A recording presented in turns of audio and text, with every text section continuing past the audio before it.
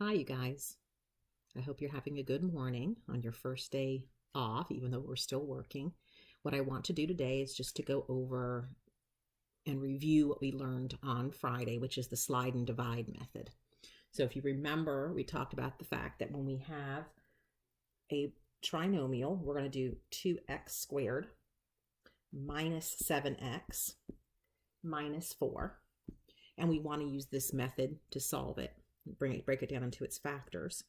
We need to take the coefficient, okay, of your quadratic, which is 2, and we're going to kind of, what we say, slide it down and multiply it by your constant, which is -4. When we do that, we're going to rewrite it, okay? This coefficient will disappear. It becomes x squared minus 7x minus 8, okay? So that's step 1. Okay, we can number it just like that.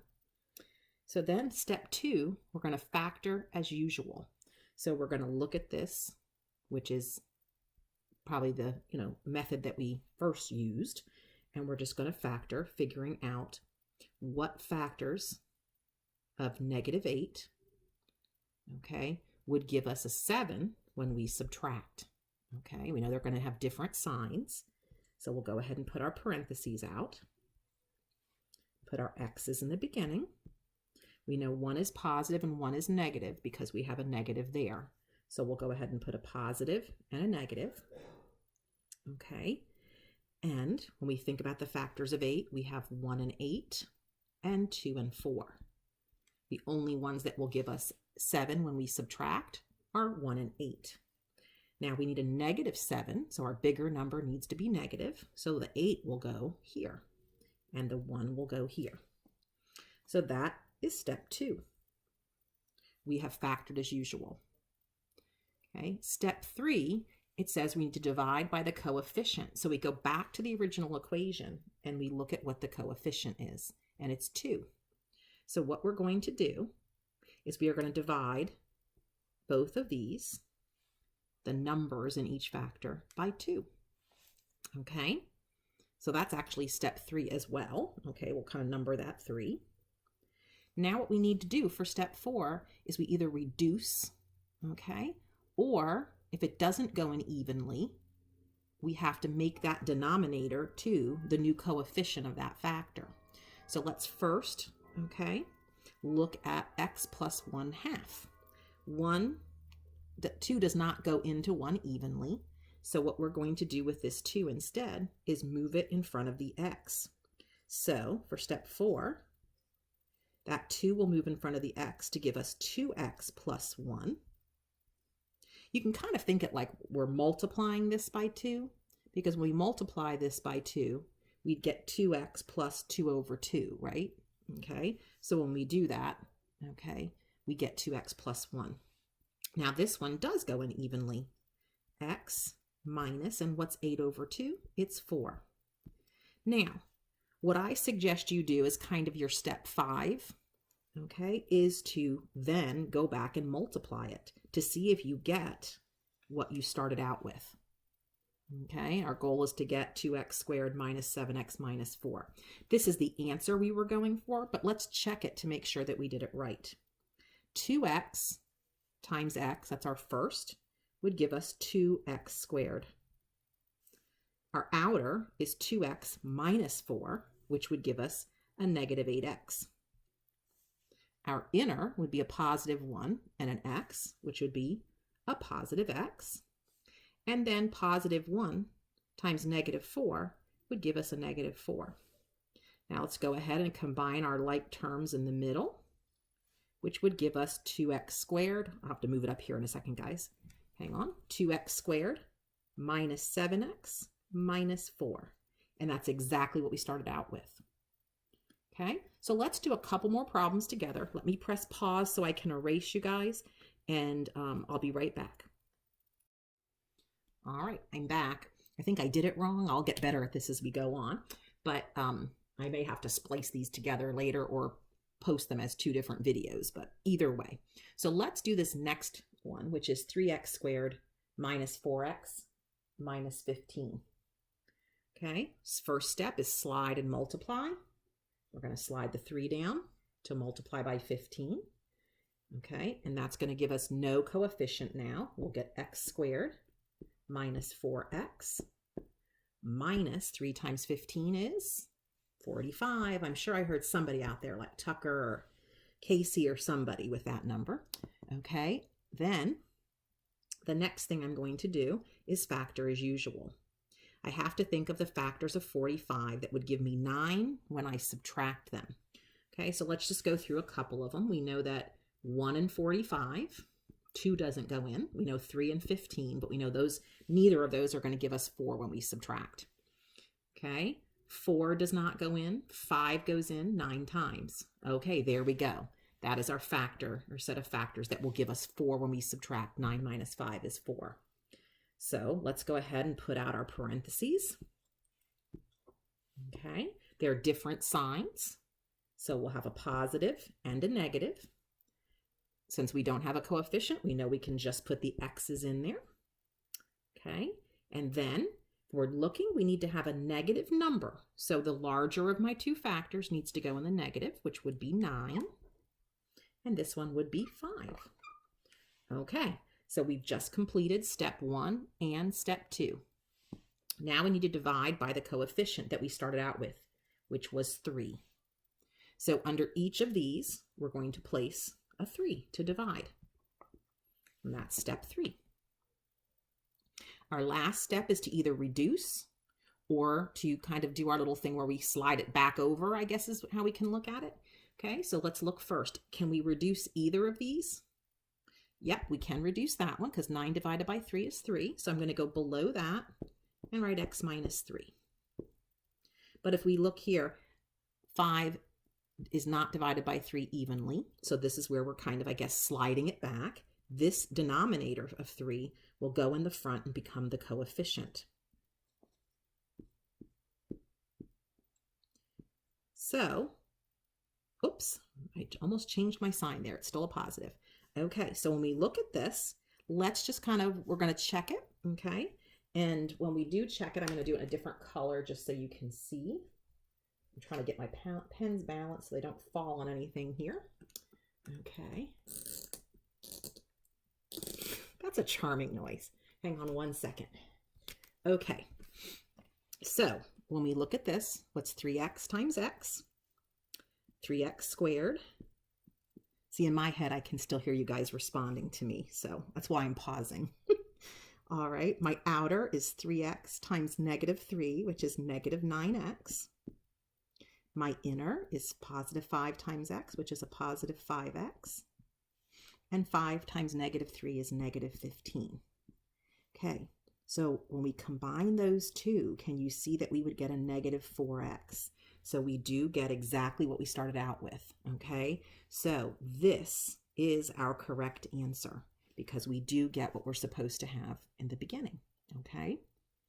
So let's do one more.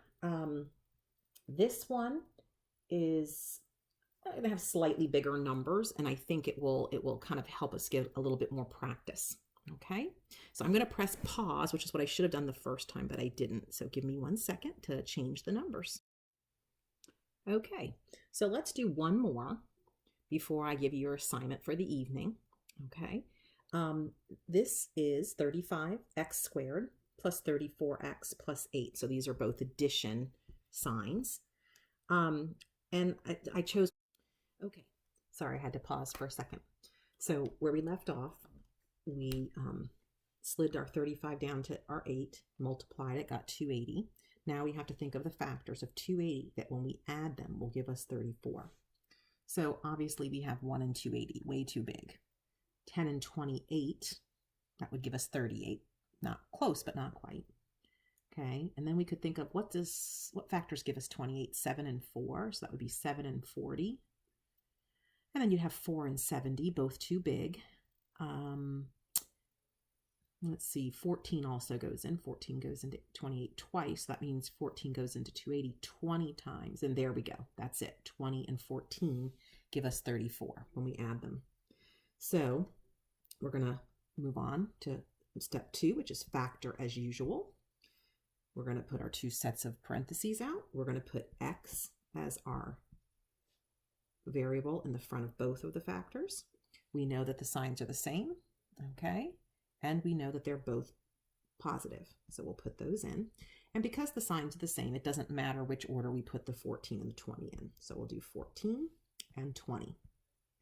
So that brings us to step 3, which is to divide by the coefficient, which our coefficient in this case was 35. So we'll go ahead and write a 35 underneath this. Now this is where you're going to notice this is different than our other situations that we've had so far. Previously, we've either been able to divide it or it's been kind of a smaller fraction.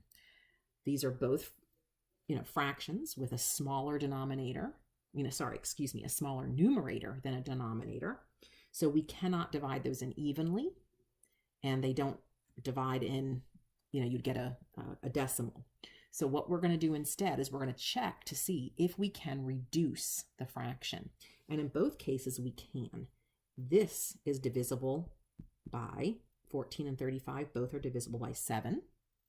And here, 20 and 35 are both divisible by 5. So we're going to reduce those fractions, kind of keep them in the form they are now, which is the x plus. Okay, 14 divided by 7 is 2, and 35 divided by 7 is 5. So that gives us a fraction of 2/5 instead, much easier to deal with. Let's do the same thing to the other side. X plus 20 divided by 5 is 4, and 35 divided by 5 is 7. Okay, so now do you see we still cannot divide them in evenly, so we go to that last step, which is to make the denominator the new coefficient in both. So the 5 is going to move in front here, and the 7 will move in front there.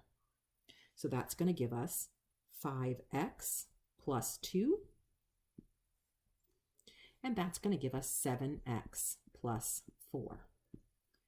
So here's kind of a quick way that I check to make sure that my factors actually equal what I started out with.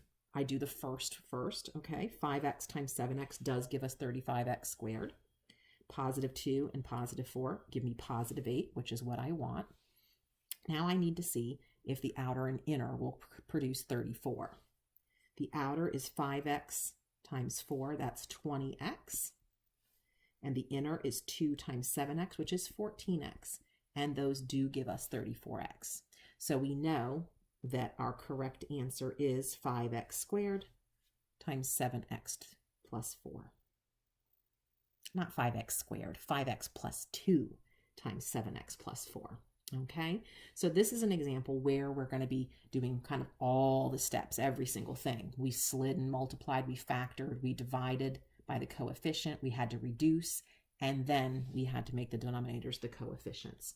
So we had quite a few things to do in there. All right, let's try to do one more. I'm going to press pause while I put the new equation up.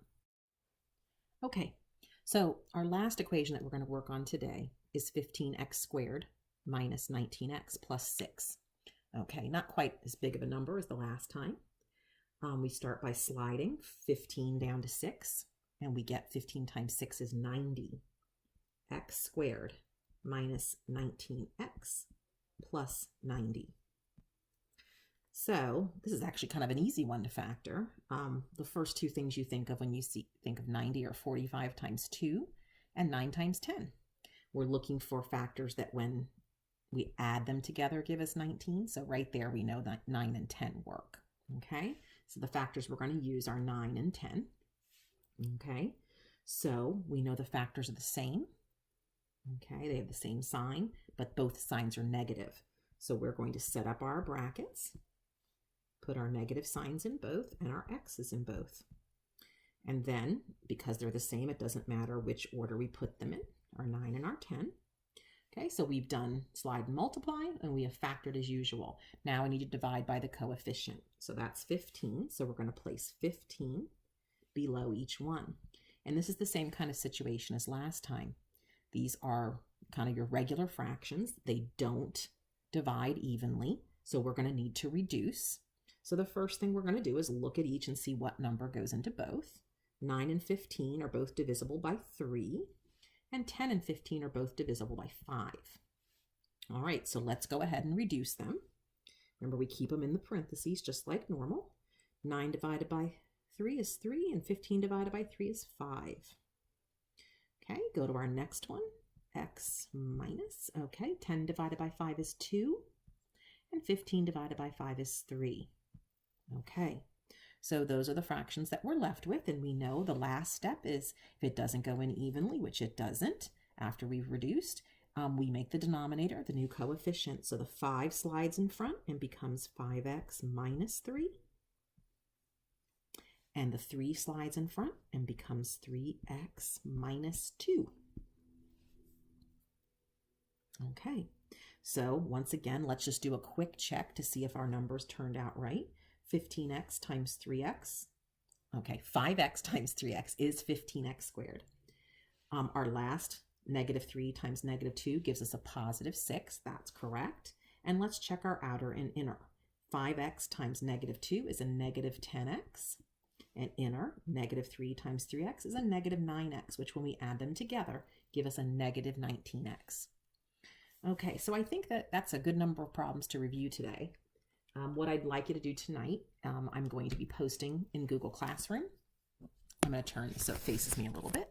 Okay, ooh, sorry for the sun there. I'll lean forward a little bit so you can't see the sun as much coming through. You're going to have a worksheet in Google Classroom. It's going to be kind of like the ones that I usually give you for homework. You're going to do the odds. Some of the problems could be prime. I didn't give you any prime ones today because I wanted you guys to see how it works. But just remember, you are welcome to use the online, checking to see what the factors are when you get big numbers so that you can find them more easily. The real test here is can you factor, not can you factor big numbers, so you can do that.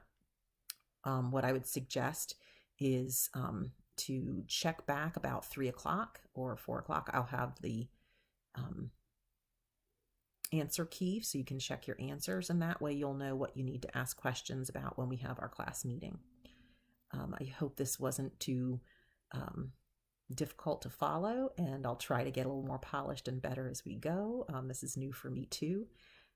I hope you guys have a great rest of the day, and I will be talking to you soon. Bye.